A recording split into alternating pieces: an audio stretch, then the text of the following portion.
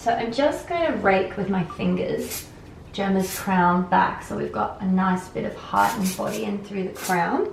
Just using brush out hairspray, so it's super workable.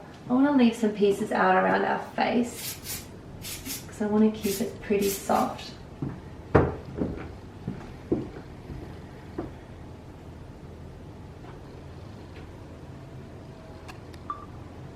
So that's the halo there, isn't it? You just strapped that back. I sure did. And I'm just fanning the hair over that halo. And I'm just using these little cute little gold pins, if they want to open for me. There we go. And I'm going to, it's the great thing about the halo is I find that with traditional extensions, when you go to pin or like put a bobby pin in, it's impossible and the pins slip out. Whereas I find with the halo, I have no issues pinning or anchoring stuff into them. So I love that. And I'm going to do almost like a crisscross effect across the back of the head. These pins are a little fiddly, but it's all in the name of fashion.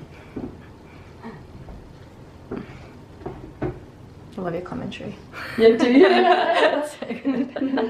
My voice in these is going to be horrific. You're such a personality. It's fashion. Beauty's pain. Beauty is pain.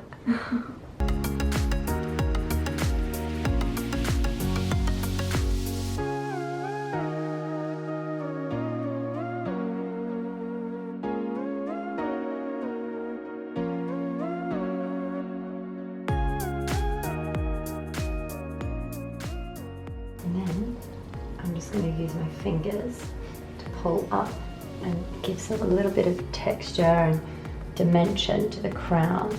And it's great because these pins are almost like an anchor now, so they'll help add heaps of body and volume to that crown area.